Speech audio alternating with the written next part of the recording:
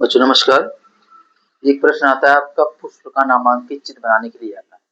ठीक है, इसमें चित्र तो अगले वीडियो में देंगे, लेकिन इसमें आपको दे रहे हैं कि पुष्प के कौन कौन से भाग होते हैं, कौन सा नर भाग होता है, कौन सा मादा भाग होता है।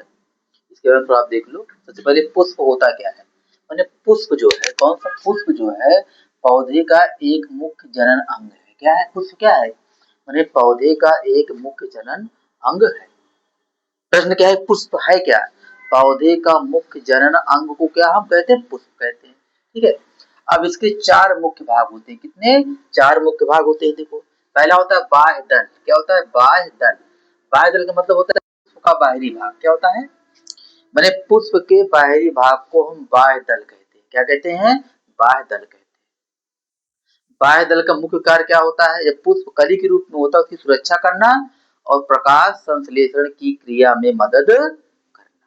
ठीक है, माने बाह्य दल जो होता है, क्या पुष्प का बाह्य दल, पुष्प का बाहरी भाग होता है पुष्प की सुरक्षा करना और क्या करना, प्रकाश संश्लेषण में मदद करना।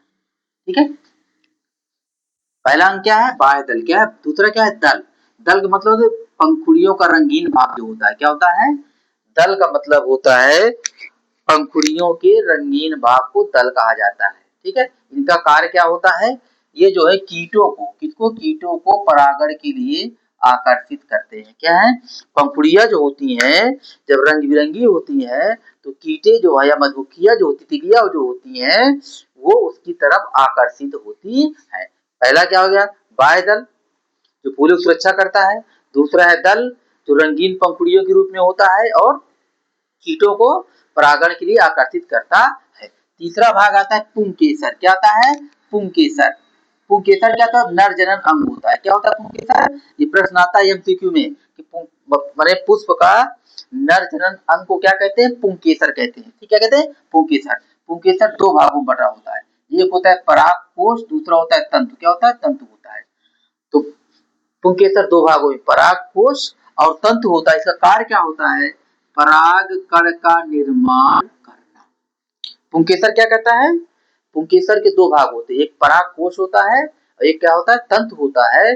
और पुंकेसर का मुख्य कार्य क्या होता है, पराग कण का निर्माण करना। एक बार और देख लो, पुंकेसर क्या होता है, पुष्प का नर जनन अंग होता है। इसके दो भाग होते हैं, परागकोश और तंतु। कार्य क्या है इसका, पराग कण का निर्माण करना। अगला है स्त्री केसर। इसे, ये क्या होता है, ये मादा जनन अंग होता है और केंद्र में होता है। क्या होता है, पुष्प के केंद्र में होता है क्या, स्त्री केसर, जिसको हम कहते हैं मादा जनन अंग और केंद्र में होता है। इसके तीन भाग होते हैं, तीन भाग। कितने, तीन भाग। पहला वर्तिकाग्र। क्या होता है, वर्तिकाग्र। दूसरा वर्तिका, तीसरा अंडाशय। ठीक है, माने जो स्त्री केसर के तीन भाग होते हैं, वर्तिकाग्र, वर्तिका और अंडाशय। अब इसका देखो मुख्य कार्य क्या होता है, इसका कार्य जो होता है, निषेचन के बाद अंडाशय फल में बदल जाता है और बीजांड जो होता है वह बीज में विकसित होता है।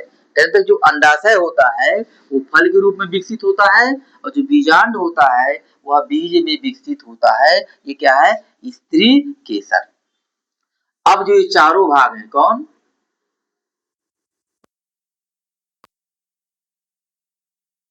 ये भाग मिल करके पौधों में परागण, निषेचन, बीज निर्माण, वंश वृद्धि में सहायक होते हैं। कौन सा, बाह्य दल। माने पुष्प के चार भाग होते हैं, बाह्य दल, दल, पुंकेसर और स्त्री केसर। अक्सर पूछा जाता है कि पौधे के नर भाग को क्या कहते हैं, पुंकेसर कहते हैं। पुंकेसर का कार्य क्या है, परागकण का निर्माण करना।